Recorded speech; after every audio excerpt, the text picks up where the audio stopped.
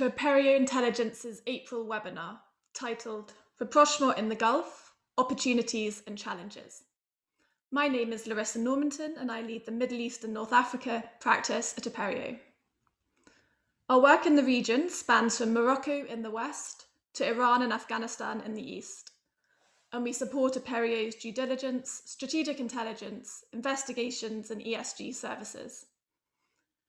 Today we have decided to focus on the Gulf countries, which are of particular interest to us.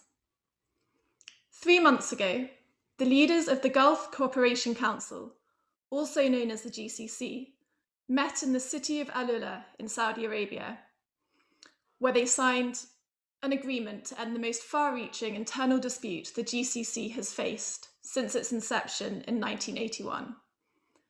It was a dispute that culminated in a 3.5-year diplomatic and economic embargo of Qatar, led by Saudi Arabia, the UAE, and Bahrain.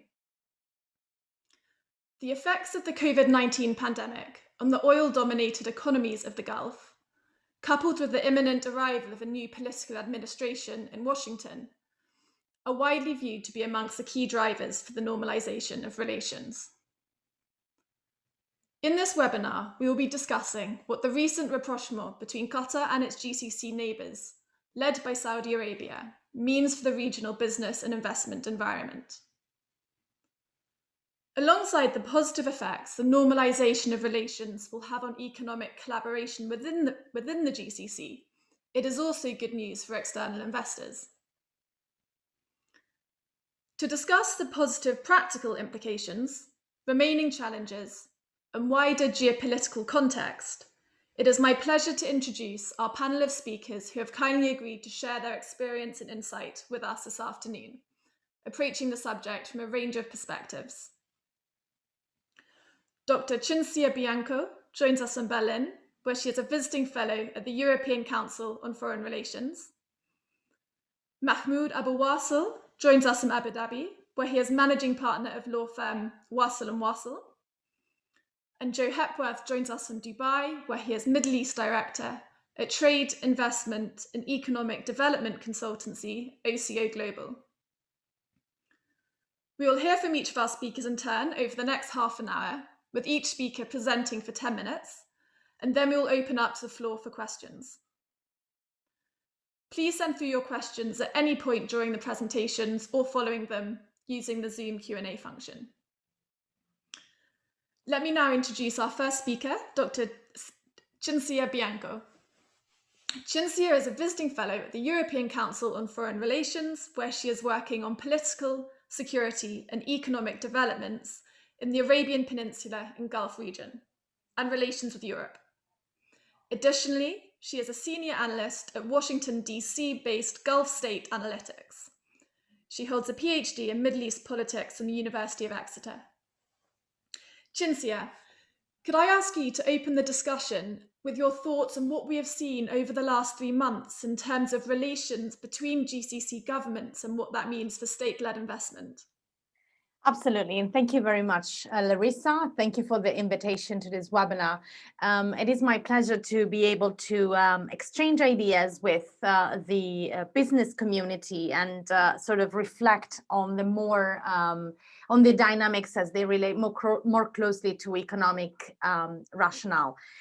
So your question is quite, I think, crucial to also understand how we think that the political developments could project onto the economic developments in the Gulf and the Arabian Peninsula.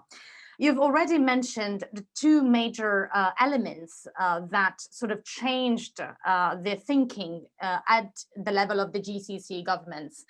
The first one was of course, the COVID-19 pandemic, which was combined in the GCC with a collapse of oil prices, a collapse that was also triggered in part by the failure to achieve consensus at the global level on the oil policy, especially in the early phases of the pandemic.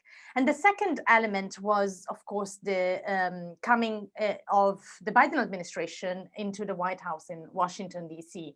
So these two are sort of as important as the to explain the Al-Ula agreement and why the GCC countries decided to reconcile, as they are important in sort of projecting how they will behave after the Al-Ula agreement, and whether that rapprochement will lead to further integration, cooperation, or else. Let me start by saying that we will very likely see in the coming months two different trends. Some of the Gulf governments will focus mostly on the domestic challenges. And this is where, because of in some of these monarchies, the great geopolitical developments that we have already discussed have had particularly important and substantial impacts at the domestic level. Other GCC countries will instead focus more on the regional developments, regional plans, and regional policies. And then some of them will be sort of in between, coexisting on both directions. To go a little bit into the specific, let's talk about what we could define as the crucial trio of the Al-Ula agreement: Saudi Arabia, Kuwait, and Qatar. It is very likely that these three countries will be increasingly think about how they can regionalize their economic plans for development, for growth, and for diversification. We see in this subgroup a driver that is both political, and here I stress the political dimension, and economic, that pushes them to sort of revive their cooperation, perhaps even trilaterally. So to get a little bit into the specific, there's now actual interest and talks into dusting off some of the infrastructure projects, for instance, connecting Saudi Arabia and Kuwait, not only in terms of logistics and transportation, but also in terms of the energy grid, which is a long-standing project that the GCC governments have been sort of playing around with for a long time, and now has some sort of new momentum. In the same time, also Saudi-Qatari relations look quite promising. There is now sort of the initial stage, some talks at the highest level between the Saudi government and the Qatari government to cooperate into, for instance, Vision 2030 in Saudi Arabia, and how the Qatari investors could, for instance, sort of stimulate some of the ideas into Vision 2030, and in that also having themselves quite a significant return. There is, of course, the World Cup in Qatar, and again, the regional dimension and the fact that a number of countries around Qatar could benefit is very, very present in the Saudi thinking, considering that also Saudi Arabia has plans to develop tourism, for example. So this trio, I see a lot of good potential moving forward. Then on the other side, if we want, there is the UAE that is participated to the Al-Ula agreement and is already engaged into a detente with Qatar, but less enthusiastically than Saudi Arabia. There are, of course, political reasons why the UAE is a little bit less enthusiastic than the Saudis are. But there's also an economic rationale. The UAE and Qatar are, to a certain extent, more in competition than in actual cooperation, or at least they're not really easy to integrate, because basically most of their plans are to a certain extent duplicates. And so there is an element of competition there, whereby the two countries want to attract investors into the similar domains or for similar projects. And of course, it doesn't help that there is no political driver really to encourage to go a step forward. So there is still a tendency in the UAE to think regionally, but rather the indication seems to be that they will focus on their core alliances and co-relations, which are, of course, with Saudi Arabia, but also with Bahrain, for instance. And then both the UAE and Qatar have a growing interest into thinking of stepping up cooperation and integration even with Oman. But Oman here is one of those countries that I would say falls into the category of those governments in the GCC that want to predominantly focus on their domestic challenges. We have seen since January last year a very important political succession in Oman, and the new Sultan, Haytham bin Tariq, has been very, very clear-eyed on what are the huge challenges that Oman has been going through from a financial and economic point of view. And the result has been an emphasis and energy, a very reinvigorated focus on addressing those challenges. And we see already some progress in terms of how some of the deficiencies in the political economy of the Sultanate are being addressed. And the focus on developing sort of the weaknesses, for instance, in the labor market. However, the result is that there has been a little bit of a tendency towards more isolationism than in other GCC countries. Even the prospect of sort of step up, for instance, financial cooperation and exchange with the UAE and Qatar is viewed as an interesting option, but not as a plan A option, rather a plan B option. There are, of course, again, political and geopolitical reasons for that, because of how Oman is very wary of sort of staying out of the tensions that have been running through within the regional countries. But there is also the conviction and the belief that there is a certain urgency to focus domestically that sort of trumps the opportunity that can come from wider regionalization. And then the final sort of case that I want to touch upon is Kuwait. Kuwait is one of those countries that I would say is in the middle. They also have significant domestic challenges. They have been hit by the collapse of the oil prices and the pandemic quite hard, precisely on those sort of deficiencies and weaknesses in the political economy. However, they, differently from Oman, they have sort of a stronger belief that economic integration and further cooperation with neighboring countries could actually be very, very positive and have an important input and a positive sort of effect on their issues and on their challenges. So I would say that overall, to close, to sum up and get to a sort of a concluding thought, there is at the same time, there is a coexistence of, in some domains and in some countries, the need to focus inwards and domestically, but also an understanding of how some of those challenges that are very present in the diversification have to be managed and can be managed better together. We have, I think, to keep an eye on the elements of the subgroups within the GCC countries and how the political rationale and sort of drivers push those countries either closer or further apart. Thank you very much. Thank you, Cinzia, for that succinct yet comprehensive survey of the emerging political dynamics between the different players in the region. It certainly sets the scene and gives an insight into the different priorities that states are grappling with and the importance of bilateral relationships between GCC states in guiding investment decisions.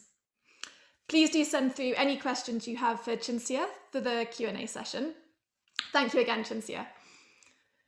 It is my pleasure to now introduce our second speaker, Mahmoud Abu Wasil, addressing the impact of the agreement from the perspective of GCC-based companies and what it means practically for them.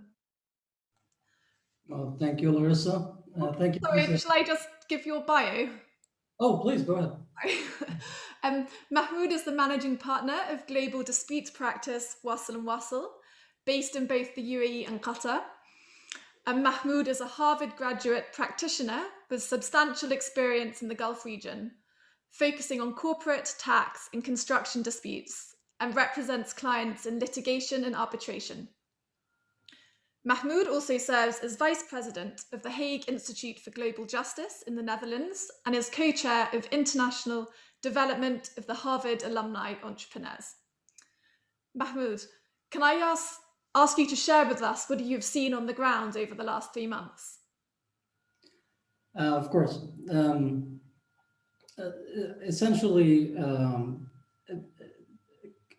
companies in the region have been expecting some sort of normalization in due course, and many projects or potential investments were on the table until such normalization occurs. So practically, and the reality of circumstances is that companies have been waiting for this normalization, and now those action items are being triggered to proceed. So it's not a surprise, I think, to a lot of companies. Essentially, ultimately, normalization was to occur, and now that has happened, and action items are being put forward to re-engage with potential partners, affiliates, and so forth. Now, to give this more color, to illustrate this in a wider sense, the, the Gulf Cooperation Council is not merely a geographic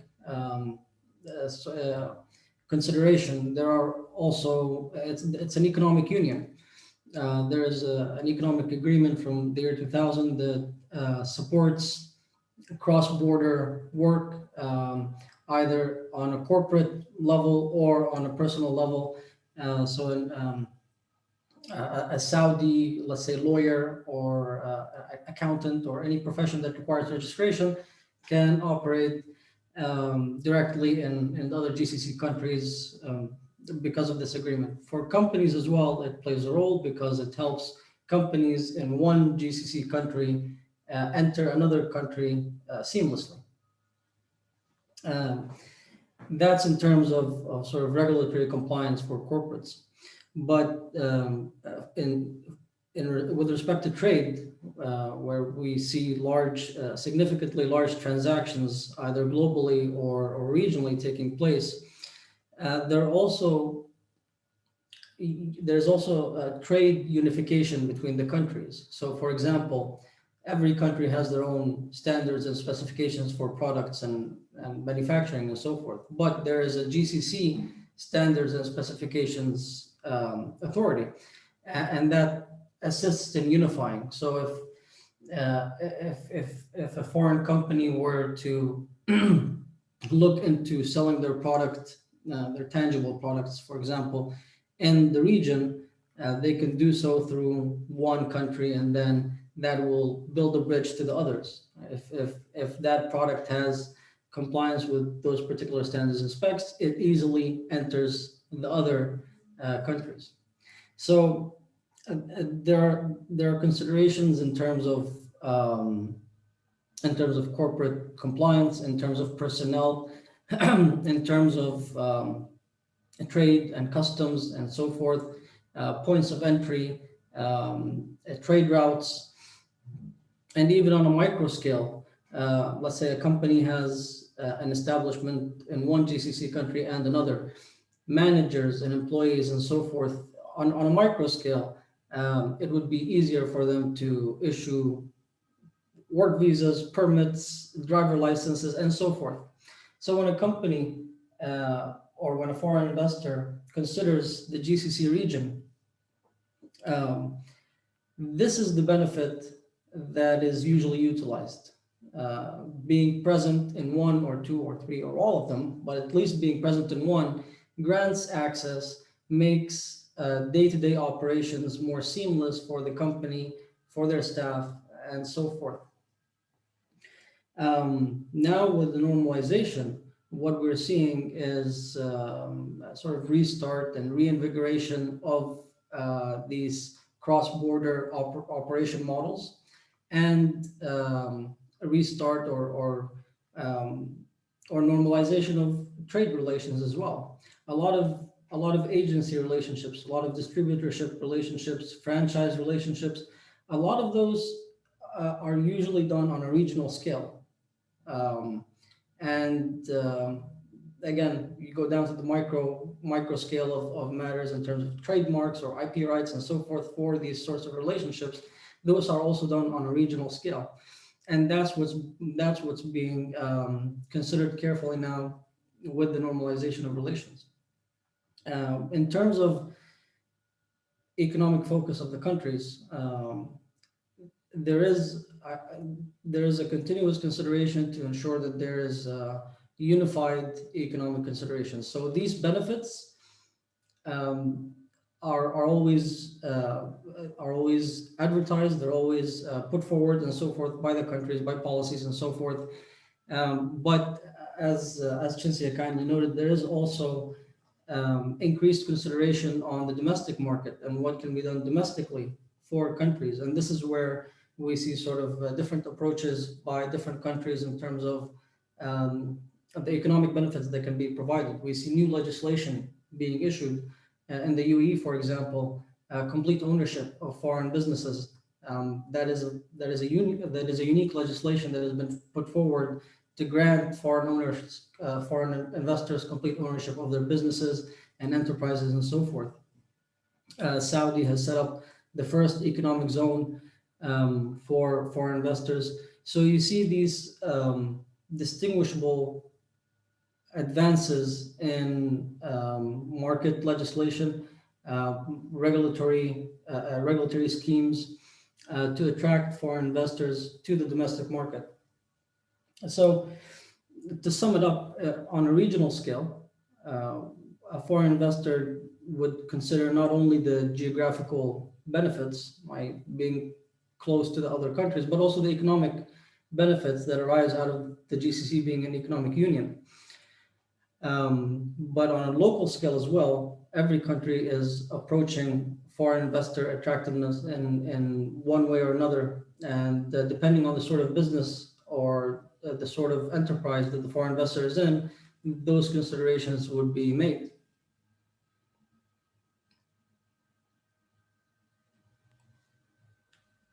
Thank you, Mahmoud, for that insight into the current state of play on the ground in the region. It was really useful to understand the sort of practical implications. Please do send through any questions you have for Mahmoud for the Q&A session. And thank you again, Mahmoud. Of course.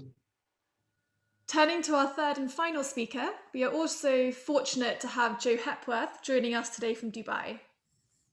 Joe is the Middle East Director of OCO Global and founder and CEO of OCO's UAE subsidiary, the British Centres for Business, through which his mandate is to identify, develop and promote foreign direct investment, trade and economic opportunities between the Middle East region and other international markets. Joe has also managed the UK Department of International Trade's regional delivery contract since 2013.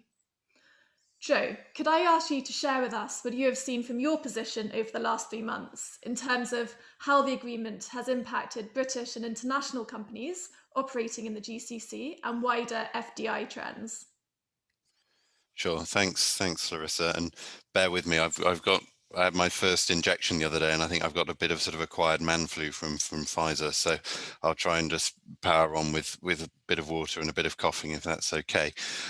So I think picking up on what Mahmoud said there, that we've seen a flurry of initiatives and schemes throughout the region in the last 6 to 9 months, not necessarily related to the agreement, but brought about from the impacts of COVID, where FDI attraction has just got really, really competitive.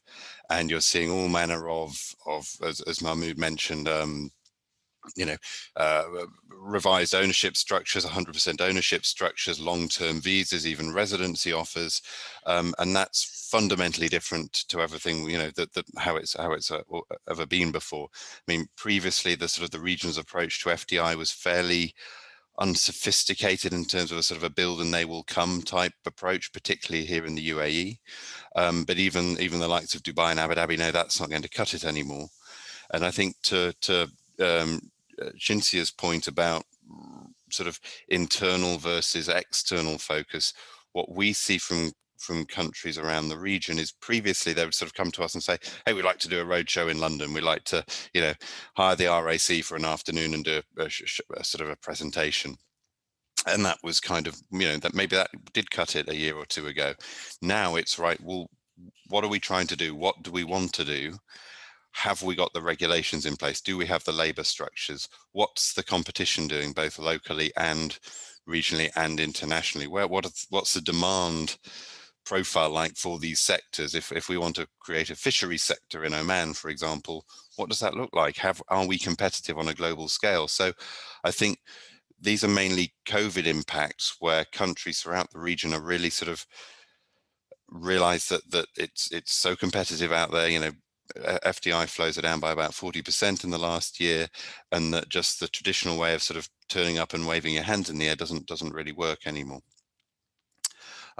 In terms of what companies are seeing and saying and what we're hearing from them, I mean, I think that there's a certain number of companies who probably weren't even aware that there was a sort of a standoff between Qatar and the rest of the region. I think we still see lots of companies come here. Oh, I want to be in the UAE. I want to be in Saudi. There's an opportunity in Bahrain, in Qatar, whatever, and they concentrate on that specific place. I think what that has done, though, subsequent to the rapprochement, is it's opened up that regional play again. And then again, Cinzia sort of mentioned it as well, particularly where you've actually got the likes of the UAE and Qatar arguably sort of arguing over the same piece of cake. So, QFC also wanting the same business as DIFC and ADGM here in the UAE.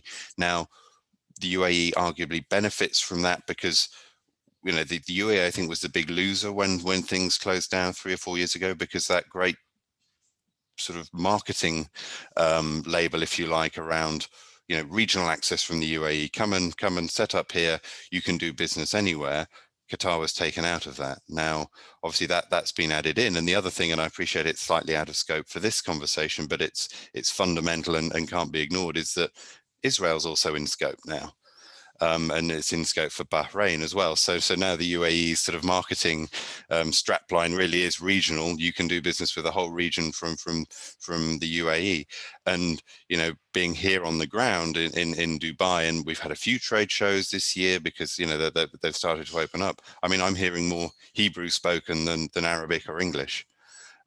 So I think, and maybe that explains a little bit what Cinzia was saying around that sort of the UAE and Qatar still being sort of perhaps a little bit standoffish towards each other. I think the UAE is really sort of focusing further west there, and the sort of all the new things that are happening with Israel, which nobody foresaw coming. And on that sort of wider geopolitical sense, I mean, I think American companies tend to be much more aware of these sort of geopolitical things. They're much more guided by State Department guidance and initiatives. Anything involving Iran is obviously totally out of scope, and so they're much more aware of issues in the region that may or may not sort of cause them regulatory or compliance issues, whereas I think sort of UK and European companies tend to be a little bit more pragmatic and opportunistic, and we'll go for the opportunity, and then we'll find, oh, right, I didn't realize that Qatar was sort of out in the cold, and we can't do business there. I mean, and I think also in that wider sort of geopolitical scope, the region is an interesting place at the moment because of the whole US-China play. And we've seen and heard Chinese companies coming and setting up in the region in order to get a local certificate of origin, so then they can trade more freely with the US. Obviously, the region, and I really include all countries in the region, sort of a delicate balancing line between China and America, but they make no mistakes about it. All of the countries here want to be a sort of a welded on node on the Belt and Road Initiative in the next 50 years. And so they're being careful for that. And actually, I was having a conversation the other day with a colleague in Southeast Asia, and he was saying, Australia is their wheat exports rather are down 40% because of their issues with China at the moment and the sort of diplomatic standoff there, he thinks that you'll see a huge amount of Australian trade moving to the region because of the limitations there. So I think, trade and foreign investments is a bit, it's a bit like water flowing. It will follow the easiest course. And arguably that's just got a lot easier in this region. And I think relative to the UK and what the audience whom we're talking to today, I think that applies to Brexit. Clearly, there's no material impact from Brexit here. There's no free trade agreement with any countries, let alone the GCC, that has been left by the UK leaving the EU. So everything is net the same. But as we're hearing more and more around, as we're hearing more and more around, very much not frictionless trade with the EU and things, I think the region will benefit from that because it is a fairly benign and simple place to trade. Most imports attract a 5% import duty. If it's made here, if it gets a certificate of origin, it can move within the free trade area of the sort of the wider Arab world. And so there aren't a huge amount of sort of, trade or non-trade barriers, and a lot of the non-trade barriers we're talking about, visas, we're talking about company ownership, those sorts of things are being dismantled or sort of made easier. So I think from a Brexit perspective, although it's not immediate, there hasn't been a sort of a gold rush, I think the region will benefit from that, and that is just further enhanced by the fact that there's a rapprochement with Qatar. Israel is now recognized by two of the countries in the region, and quite possibly more in the coming years. So I think it's a better picture than it has been for international companies, and with the local countries continuing to get more and more agile and serious on how they approach FDI and trade, building out proper sector opportunities and plans, I think that will only increase.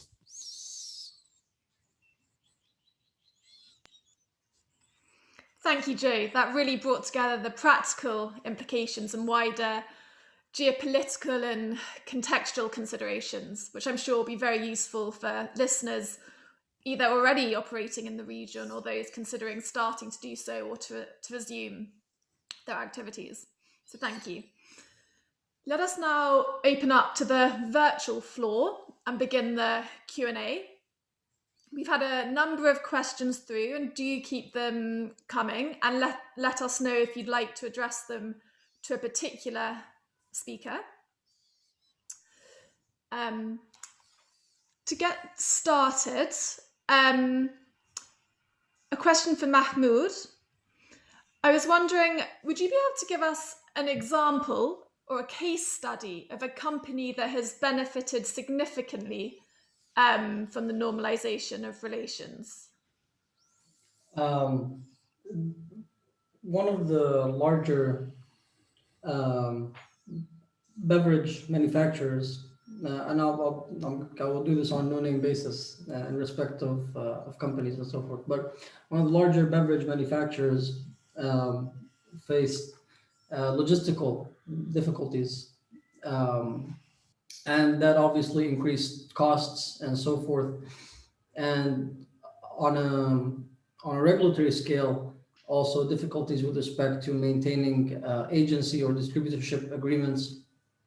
And with normalization now, and those logistical routes being more accessible, and with domestic partner relations restarting,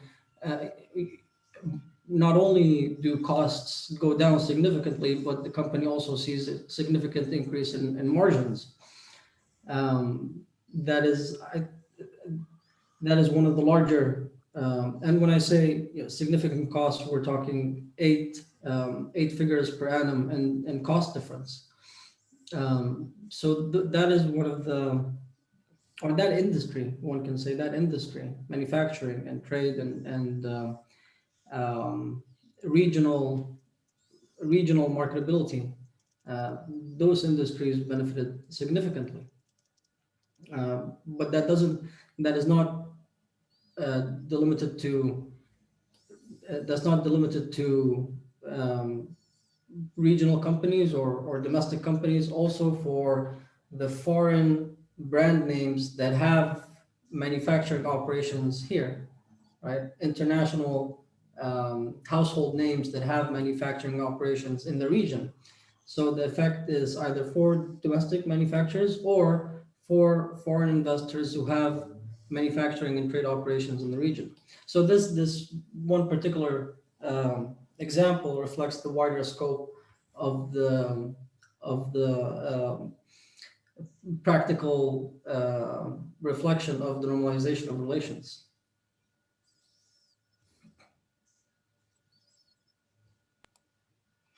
Thank you, Mahmoud. Joe, a question for you. What would you say are the key opportunities over the next 12 to 24 months for international investors in the GCC? I think there's two obvious sort of focal point events coming up, and Cinzia mentioned, we've got Expo 2020. It's still Expo 2020 that starts on the 1st of October this year here in Dubai, and then the following November 2022, we've got the Qatar FIFA World Cup. Now, obviously, particularly, that here in the UAE, most of the infrastructure work's already been done for that. I think it's the same in Qatar. But make no mistake how important they are from a marketing and a moment in the sun perspective. This is the first time events of this nature, of this magnitude, have been held here. And I think that they are, both for the local governments and I think regionally, that everyone is desperate to make the most of them, also coming at the time they are, hopefully, for Expo post-COVID and a sort of re-emergence and a rebound into the world in the autumn. You're seeing a huge amount of flurry of activity at the moment here in the UAE in terms of hiring for Expo. Just all of the pavilions now, it's, we're 6 months out, it's happening, all of that sort of thing. Like Cinzia mentioned as well, that the Qatar Games, the region is looking to benefit from that, and I know that's particularly Dubai. I think Emirates Airlines and the hospitality sector, go and watch the football in Qatar, come here and have your beach holiday at Christmas on Jumeirah Beach type thing. But I think they're the two big sort of galvanizing opportunities. And then, of course, you've got that continued narrative across the region. Every country here has a Vision 2030, 2040, 2050. Saudis is obviously the most famous and the widest ranging and the most fundamental. So, and all of those have been catalyzed in the last year by COVID, and it's been shown up that you need to have these because oil price drops and you become you have the fiscal crash resulting as well. So whilst there are those two short-term opportunities, these vision policies, plans and initiatives are set for the next 10, 20, 30 years, and there's ways to tap into those, I think.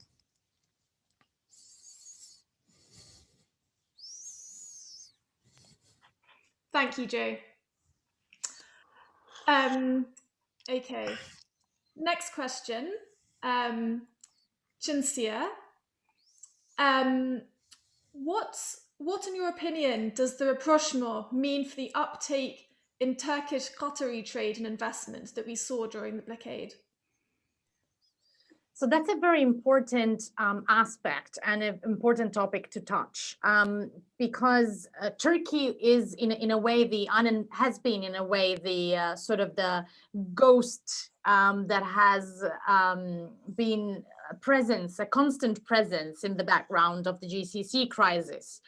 And as noted in the question, there has been a surge of relations, especially trade and investment relations between Qatar and Turkey between 2017 and 2021. The reason is, and as most of you would know, that Turkey emerged quite quickly after the beginning of the crisis in 2017 as the most important security guarantor and the most trustworthy from a Qatari point of view and perspective. And this, in a region that is unfortunately still navigating around tensions, being security providers and being sort of a trustworthy partner has a lot of intrinsic value. And so what followed was Qatar really stepping up its position, its role in support of the Turkish economy, and most importantly, for instance, of the Turkish lira, which, as you know, has seen quite a roller coaster in the past couple of years. And so all the swap deals that Qatar financed, for instance, have really helped made the situation a little less dramatic for the Turkish lira, and so on, for the trade and investment into Turkish projects and so on and so forth. So it is, of course, given this background, quite legitimate to ask what happens now that perhaps Turkey is not as indispensable for Qatar because the tensions have cooled down. And my answer to that is that there is, yes, I mean, it is a different context, but still the perception in Doha is very much that Turkish support and security guarantees, and in general, the Turkish friendship is really very important. The rapprochement is in its beginning, and it remains quite fragile, especially because, as we've talked about before, within the GCC, there are different, slightly different dynamics at the bilateral level.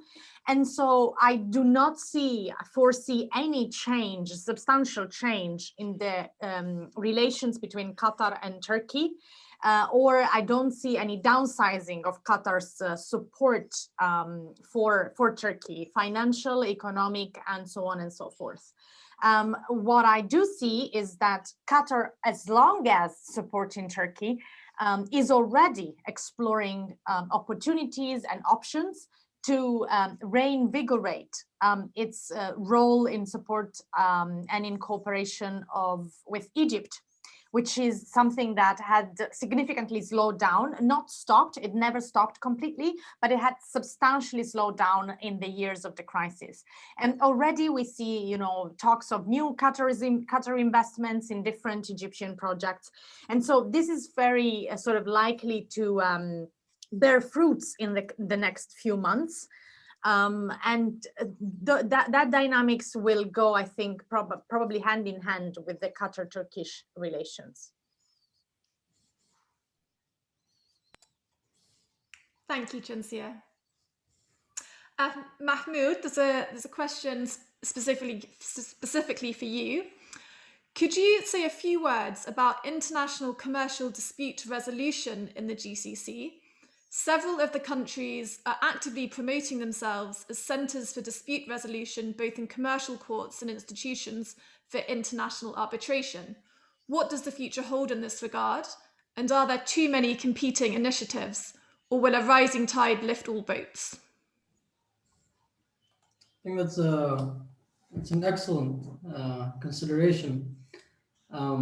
One of the things that our time is limited, so one does not want to digress, but one of the things that we take into consideration is there is an agreement called the Riyadh Convention, and this is between the GCC countries and other Arab countries that assists in enforcement of judgments and so forth between countries. So if there's a judgment against a company in one country and the company is located in another, it makes the enforcement of that judgment more seamless. So with normalization, there is a restart and integration of dispute resolution mechanics. Now, with that particular question, in respect of development of arbitration facilities, whether they're laws or centers or institutes and so forth, one of the benefits that that companies obtain from working in the region is the judicial interaction, right? So if there is a concept, if there's an issue that has not been addressed previously by the courts of one of the countries, we can rely on judgments from neighboring countries, right, comparatively.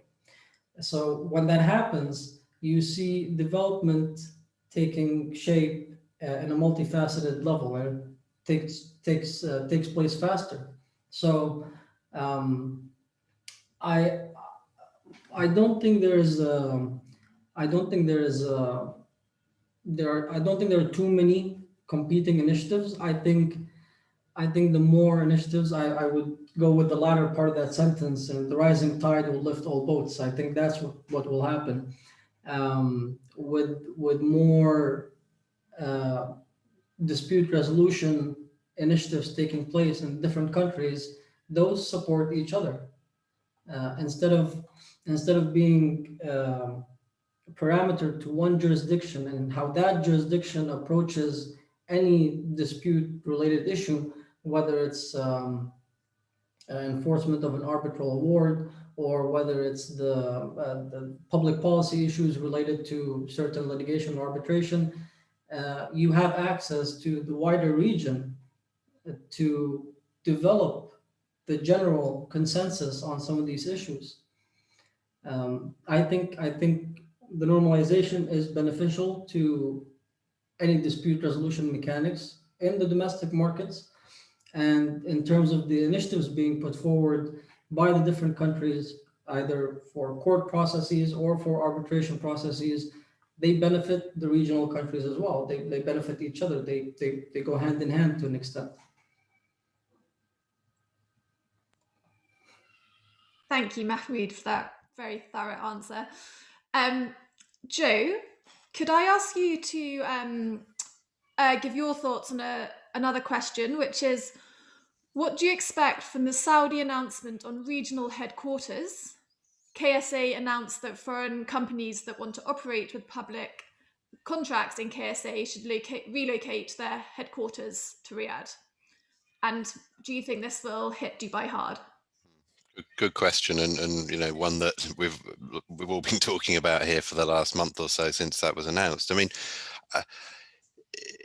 nobody really knows yet, because the criteria of what's the substance of a regional head office hasn't been announced, and I think that's deliberate. You know, I imagine that you could see cases where, you know, let's say a big company has a MENA headquarters here, but then renames their Riyadh office their Gulf headquarters. So I think that there could be sort of some, you know, not necessarily clever workarounds, because obviously if you're wanting to work with the Saudi state, you know, you need to take it seriously. But in a way, I don't think this is that dissimilar to what's kind of already happening in practice. You know, if you're wanting to work in the oil industry in Saudi Arabia and supply into Aramco, you've got to have in-country value programs. You've got to be engaged locally. Similarly in the defense industry as well. So there's huge and very specific and exacting local content and country value programs already in these key industries, which the likes of your Lockheeds and BAE Systems and Boeings and everyone else in those sectors are able to manage. So I don't think it's going to be so fundamental. It's obviously also, you know, it's not really going to affect consumer companies, for whom, you know, this is to win government contracts. So I don't think you will see a sort of a stampede away from Dubai or Bahrain or Abu Dhabi, wherever the other headquarters are. I think you'll see a shift of arrangements. You'll probably most likely see more senior people and more senior operations moving to Saudi in order to substantiate and justify the requirements. But you know, I don't see it as a sort of a zero-sum game, and you know, and that's certainly what the sort of the talk is, if you like, locally here, that it'll be manageable, and big companies would anyway have a big office in the UAE and a big office in Saudi, and if it's a matter of giving, you know, one or the other the right sort of name, that's probably, you know, fairly straightforward.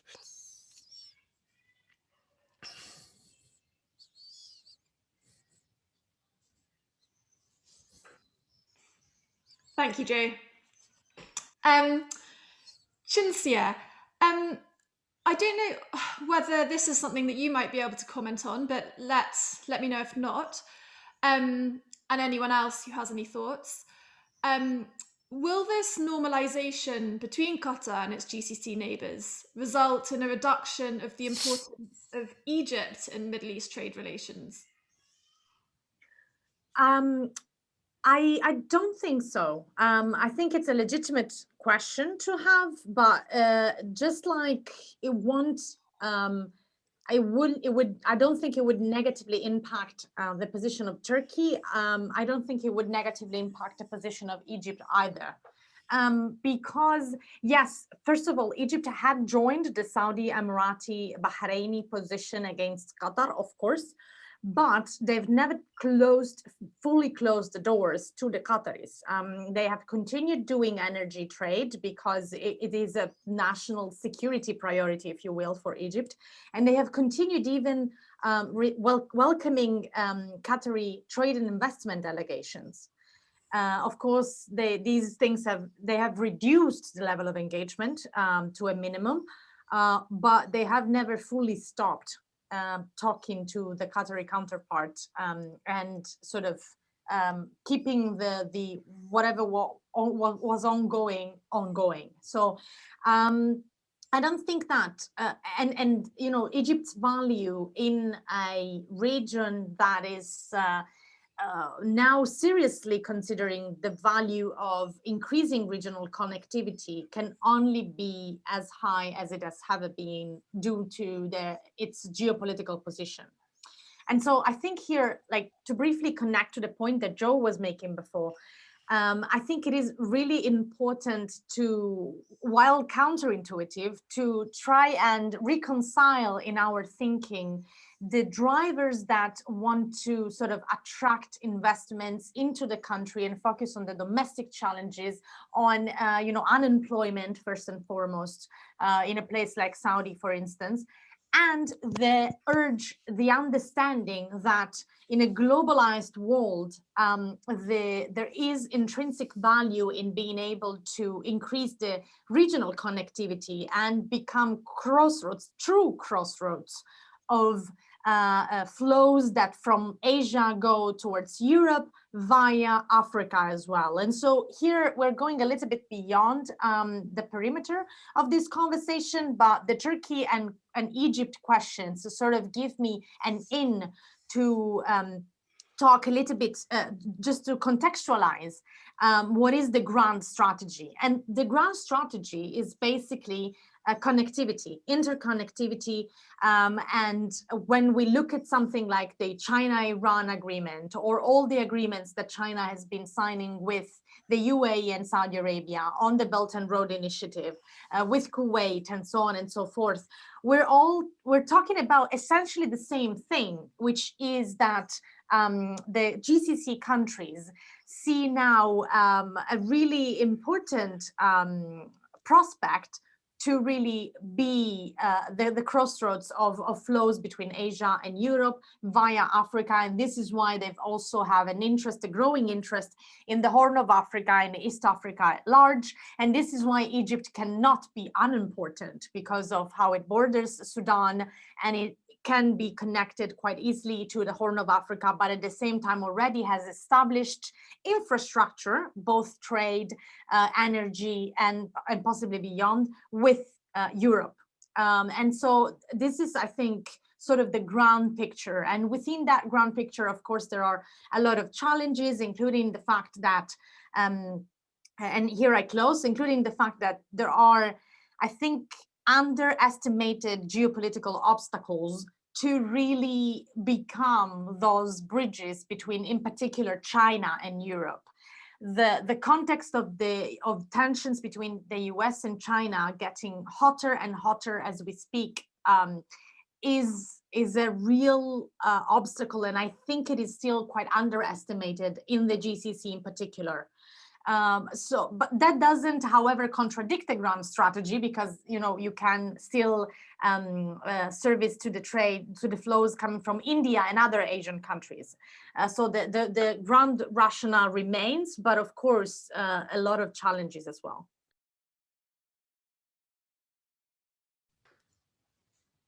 Thank you, Cinzia.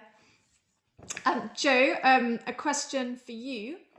Over the last 3.5 years, during the diplomatic and trade dispute, we saw new trade relationships develop between countries in the region.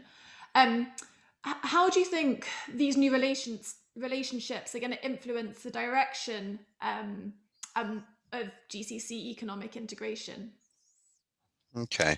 I mean, I've been here for living in the region for 12 years, and I'm, coming from the UK and Europe, and I think a lot of us think of the GCC as a wannabe EU, and I don't necessarily think that's the case, regardless of what's happened in the last year or two with the UK.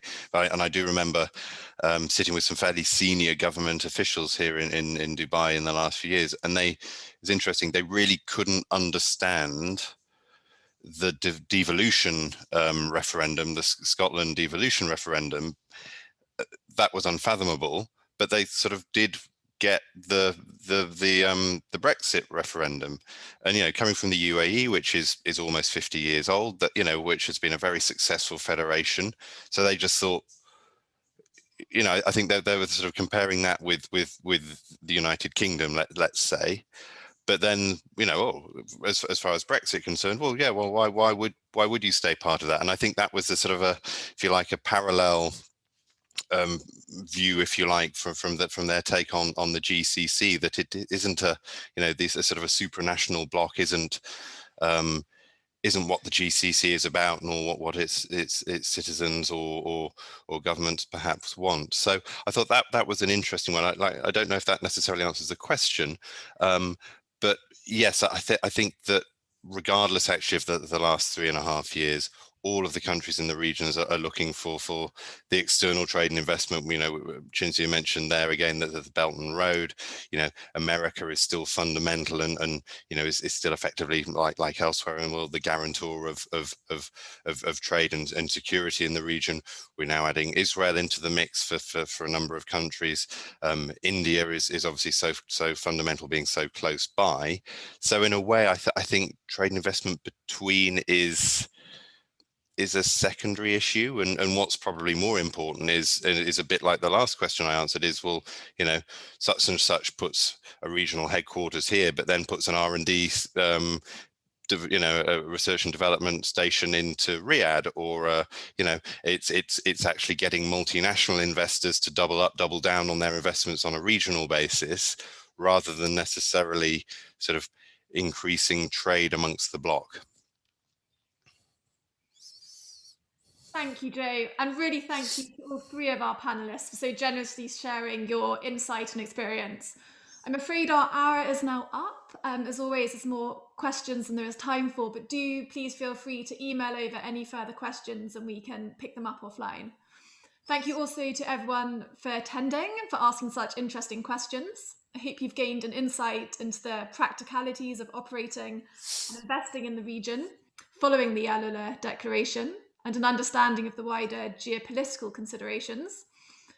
I'd like to take this opportunity to flag the next Apereo webinar on the 12th of May, which will be chaired by our head of Russia and CIS team, Veronika Konechna, looking at the impact of unexplained wealth orders on the UK's financial and property sectors. For anyone who joined late, we'll be sharing a recording and a summary note as well. But thank you again to our speakers and also to everyone attending, and have a nice rest of your day. Thank you. Bye. Thanks. Bye-bye.